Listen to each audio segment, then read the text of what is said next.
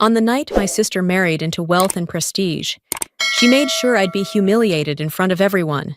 She laughed as I was pushed into the shadows, stripped of dignity, treated like proof of failure. My name is Heloise Whitman. This is how my sister turned her wedding into my public execution, until one stranger changed everything. The ballroom glittered with chandeliers and polished marble floors. The kind of place that made you feel like you'd stepped into someone else's dream. I slipped the card from the usher's hand, table 19, and made my way through the maze of white linens and crystal glassware. My stomach sank the moment I saw it. The table wasn't tucked discreetly near the center with the others. It was shoved against the wall beside the towering speakers, where the bass rattled the silverware and drowned out every attempt at conversation. Laughter floated from the tables, draped in flowers near the stage, where my parents sat glowing with pride beside Clarissa's new in-laws. I lowered myself into the empty chair at my assigned spot, the pulse of music vibrating through my spine, and felt the weight of isolation pressing in. Every chuckle from the center of the room felt like an echo of all the years I'd been reminded that I didn't quite belong. I kept my eyes on the place setting in front of me, willing myself not to look up, not to watch Clarissa radiate in her designer gown, not to see how seamlessly she fit into the life that had been handed to her. It was impossible not to notice, though, how deliberate this seat was. It wasn't random. It was a statement, crafted with the same precision as the calligraphy on the invitations. As the music swelled, I felt a familiar sting flare inside me, an old wound that had never healed. In this family, I had always been the one set aside, the one spoken of in muted tones, the one measured against someone else's shine and found wanting. Tonight, the message couldn't be clearer. I wasn't here to celebrate. I was here to be displayed, a silent reminder of what less looked like. And Clarissa had made sure everyone would see it. Halfway through the reception, Clarissa swept toward me with the grace of a queen claiming her prize. Before I could react, she hooked her arm through mine and pulled me into the circle of her new in-laws. Her voice dripped with sweetness, each syllable sharpened like glass. "This is my sister, Heloise. She chose books over life." Polite laughter rippled through the group, but the eyes that followed were heavy with pity. I felt them scan over me, measuring, dismissing. One woman, perfectly coiffed and glittering with diamonds, leaned closer and said plainly, "So, no husband at 41? The question landed like a slap in the face. I forced a smile that didn't reach my eyes, throat tightening as if someone had slipped a rope around it. Then, like a final twist of the knife, a familiar voice rose behind me. I turned to see an old college acquaintance, now a guest of the groom's family, grinning broadly as if he'd been handed the perfect anecdote. "I remember when Eloise turned down a marriage proposal that would have set her up for life," he announced, clearly delighted with himself. "All because she wanted to keep chasing academia." A murmur swept through the group, hushed whispers rising like smoke. Faces lit with interest, not in me, but in my apparent folly. My body froze, heat rushing to my cheeks. It was as if a private moment from decades ago had been dragged into the light, twisted into evidence of my supposed failure. Standing in that circle, I felt less like a sister celebrating a wedding and more like an exhibit on display. I slipped back to my seat by the booming speakers, each thud of the bass striking my chest like a reminder of how out of place I was. Around me, laughter and chatter filled the room. But here, in the corner, I was a ghost, present but invisible. Memories I had tried to bury resurfaced with painful clarity. Nights when Clarissa was dressed up and whisked away to dazzling events, while I sat at home with a stack of books as my only company. I told myself back then that solitude was strength, that my world of words mattered. But here, watching her glide among glittering guests, the old ache returned with venom. A sudden weight pressed my shoulder. Great Uncle Thomas bent down with a chuckle. His words meant lightly, but cutting all the same. "You always lived in your head, didn't you?" he said, eyes twinkling as if it were a harmless joke. But it wasn't.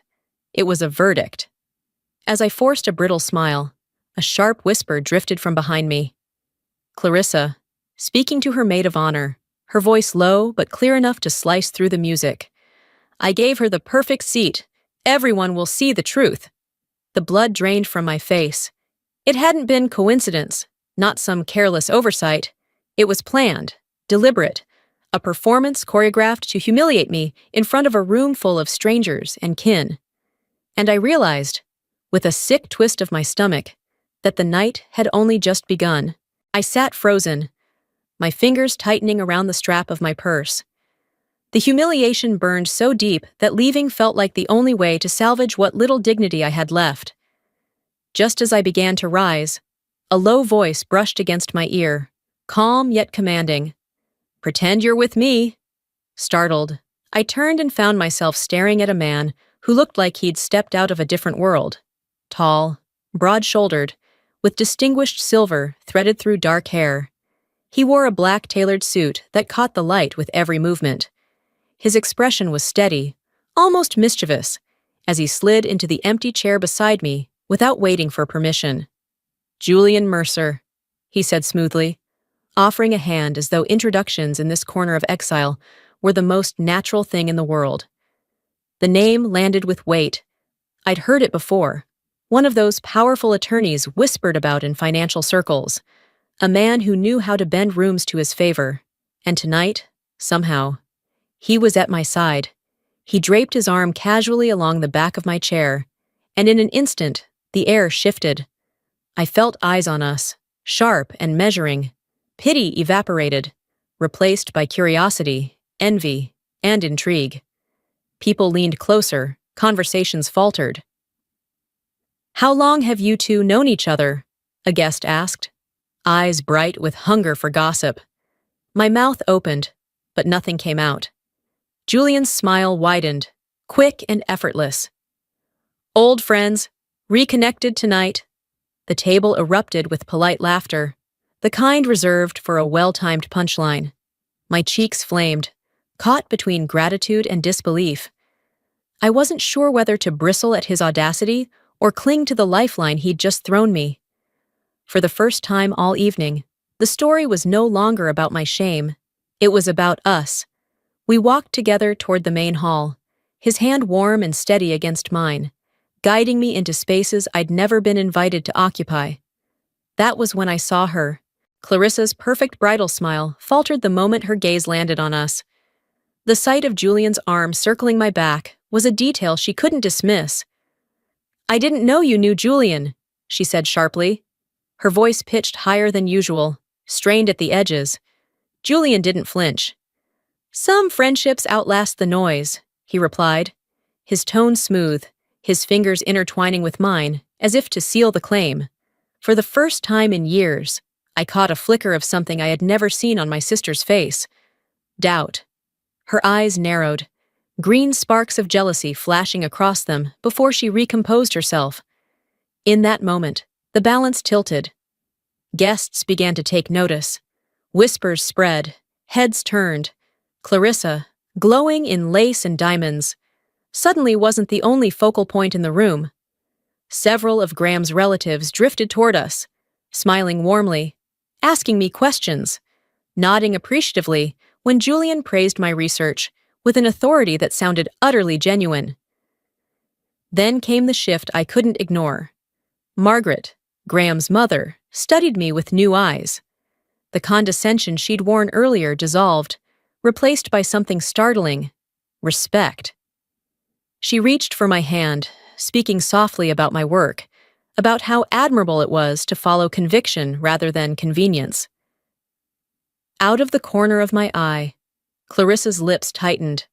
I didn't miss the way she leaned toward her maid of honor moments later, whispering furiously, her gaze never leaving me. Her composure was cracking. Clarissa had orchestrated this night to spotlight my supposed failures. Instead, the spotlight had swung to me, and she was powerless to drag it back. The music softened into a slow jazz number, the kind that coaxed couples out to the floor. Julian turned to me, his hand extended, his voice calm but firm. "Dance with me." For a moment I hesitated, but he didn't wait. His fingers wrapped around mine, steady and insistent, and he led me into the center of the room under the gaze of hundreds of eyes. The rhythm was unhurried, elegant, yet my heart raced as if it might burst through my chest. From the corner of my eye, I caught Clarissa watching. Her smile froze, brittle around the edges, before she swept forward, her gown dragging like a wave in her wake. She stopped beside us, chin high, and her voice cut sharply through the melody. "Mind if I cut in?" she asked. But it wasn't a question. It was an order. Julian didn't flinch. He tilted his head slightly, a courteous smile playing on his lips, but his words landed with quiet force. "Actually, yes. We're having a moment." The air seemed to shift. Conversation stalled. A ripple of whispers spread across the ballroom. For the first time, Clarissa stood exposed, denied in front of everyone on her wedding night. She forced a laugh, tried to mask the fury simmering beneath her perfect exterior. But I saw her knuckles whiten around the bouquet she clutched too tightly. The dance ended, but the tension didn't fade. Soon the clinking of glasses signaled the toasts. Clarissa gripped the microphone. Her expression smoothed into sweetness, but her eyes gleamed with spite. She raised her glass high, her words coated in sugar with a sting beneath. "To my sister, some women marry, others write essays." A strained chuckle rippled through the crowd, half-hearted, uneasy. Heat surged through me, burning up my neck, but I forced myself to keep still, unwilling to give her the satisfaction of a reaction.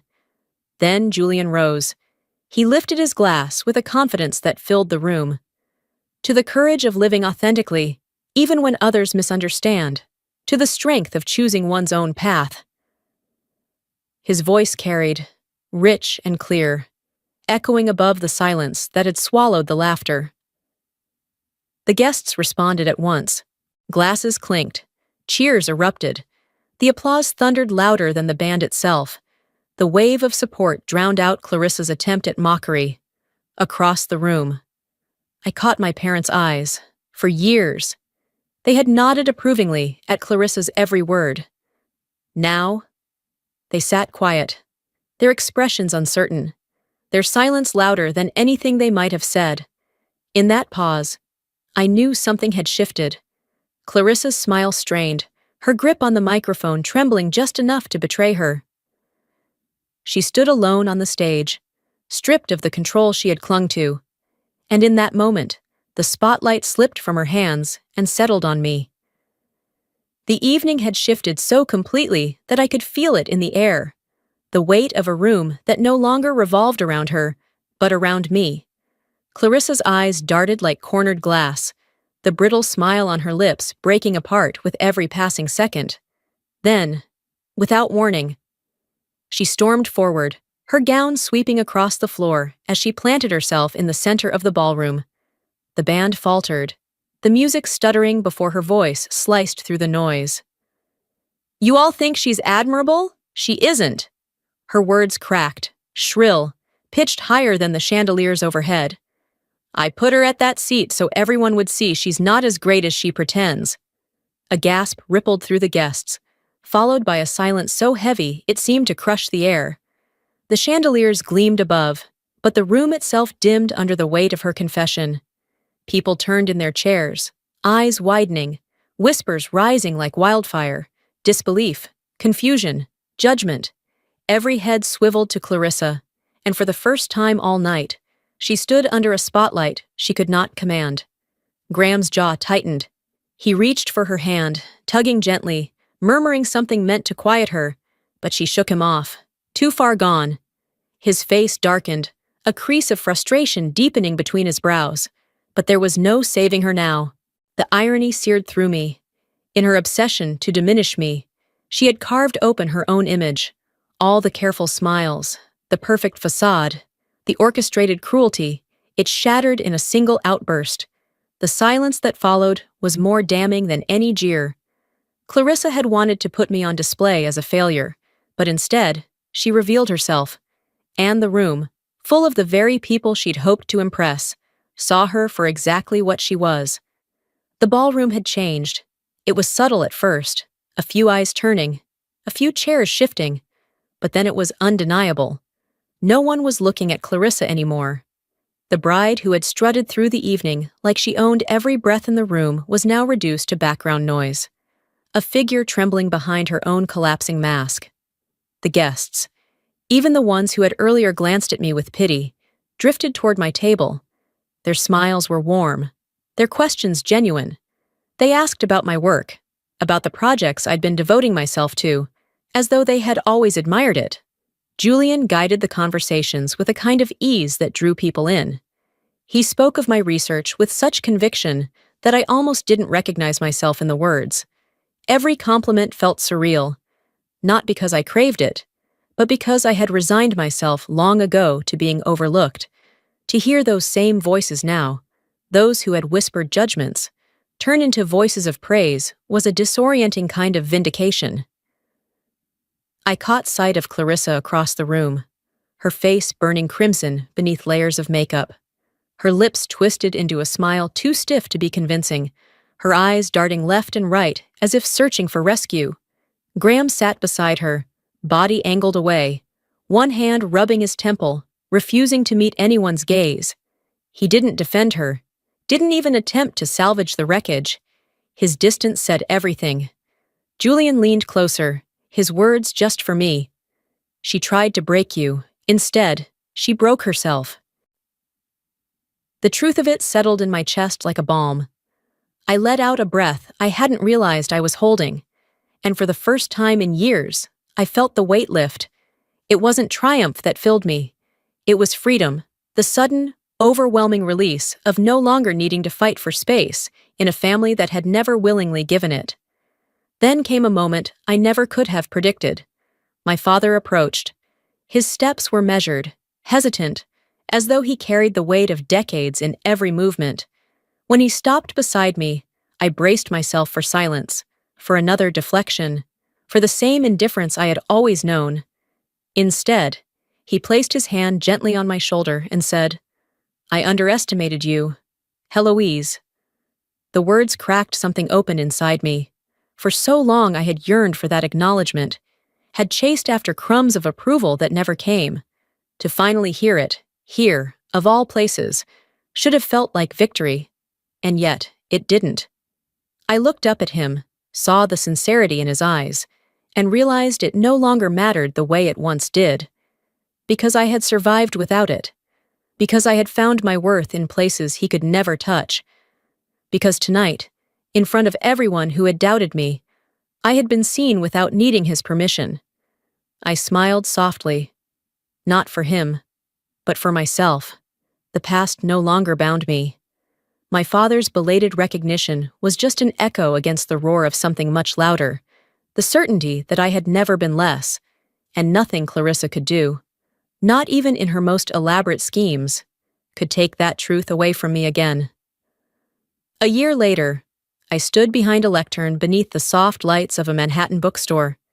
The first copies of my new book stacked neatly beside me. Applause filled the room as I finished reading an excerpt, and when I glanced to my right, Julian was there, his hand wrapped around mine, his smile brimming with pride. There was nothing staged about us anymore, no masks, no pretense. What had begun as an act of protection had become the truest part of my life. As the crowd dispersed into small clusters, I caught sight of Clarissa at the back of the room. She hadn't come forward, hadn't announced herself, but I saw the way her eyes darted, the tension in her jaw. Whispers followed her, rumors about cracks in her marriage, about in-laws who no longer looked at her with the admiration they once did. The woman who had orchestrated my humiliation now wore the brittle smile of someone trying to hold together a life fraying at the seams. When she finally approached, her words were polite, even rehearsed. "Congratulations," she said, lips tight, her tone carrying the strain of effort. I nodded, meeting her gaze without flinching. For the first time, she had no power over me. The sting of her cruelty had long since lost its edge. As Julian's hand tightened reassuringly in mine, My thoughts settled into clarity. The real revenge wasn't in striking back or in making her small. It was in the undeniable truth that I had never been less, that I had always been enough. What I needed was not her approval, not even her downfall, but someone to remind me of what I already carried within myself. The story closed there, not with fireworks or public triumph, but with something far greater, a quiet, resounding victory. Love that was real, work that mattered, and a self I would never again let anyone diminish.